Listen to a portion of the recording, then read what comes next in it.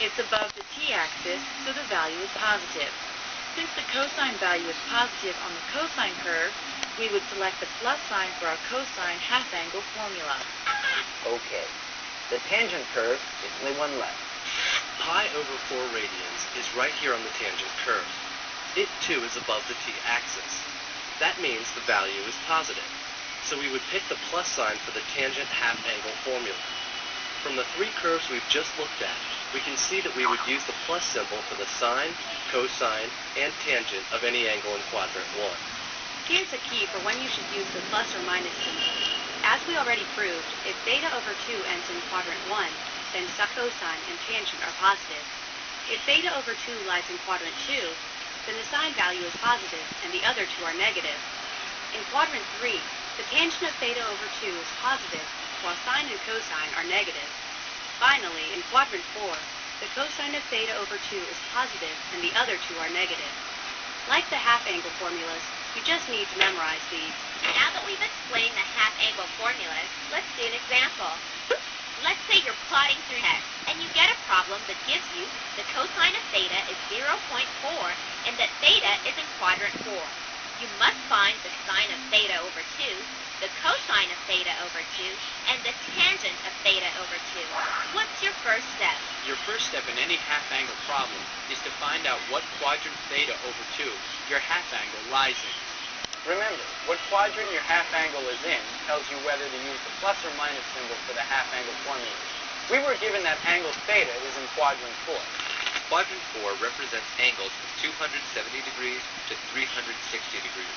So, theta is greater than 270 degrees and less than 360 degrees.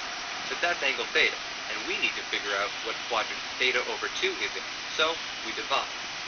We divide both 270 and 360 by 2.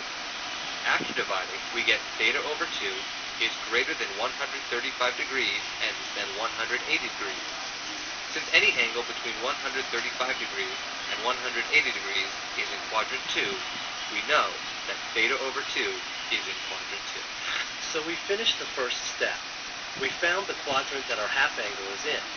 The second step is to choose the plus or minus symbol for each of the half-angle formulas. Now, remember we just said that for any half-angle in quadrant 2, the sine value is positive, while the cosine and tangent value negative. For the sine of theta over 2, we select the plus symbol. For the cosine or tangent of theta over 2, we grab the minus signs and toss out the plus symbols. So the second step's down. We know which half-angle formulas to use. Remember, our problem gave us the cosine of theta. It's 0.4. We have to find the sine of theta over 2, the cosine of theta over 2, and the tangent of theta over 2. Our next step is to plug in 0.4 every time the cosine of theta pops up in the half-angle formulas. So you start by finding the sine of theta over 2, and save finding your socks for later. Remember the formula we're using is the sine of theta over 2 is equal to the square root of 1 minus the cosine of theta over 2. We stick in 0.4 for the cosine of theta. Now solve. We subtract 0.4 from 1 to get 0.6 and divide that by 2. That leaves us with the square root of 0.3, or approximately 0.55. That's it. Now, let's work out the cosine of theta over 2. Remember, this time we have a minus symbol in front of the formula.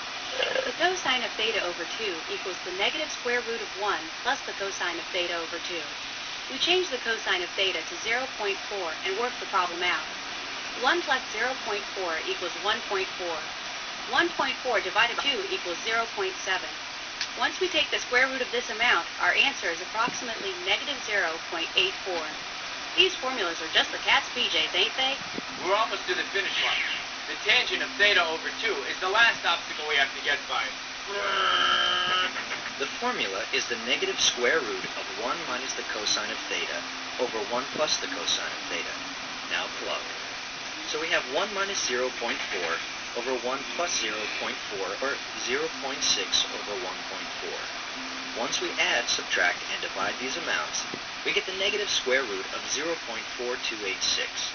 This equals approximately negative 0.65. So, we just found the tangent of theta over 2 using the half-angle formula. If you just want to get nerdy, you can also find the tangent of theta over 2 if you know the values of the sine and cosine of theta over 2. How? Well, remember, tangent equals over cosine. To find the tangent of theta over 2, you can also put the sine of theta over 2 over the cosine of theta over 2. We know the sine of theta over 2 is 0.55, and the cosine of theta over 2 is negative 0.84. We divide the numerator by the denominator, resulting in approximately negative 0.65. You can see that either way you work out the tangent of theta over 2, you get the answer you're looking for. Yes!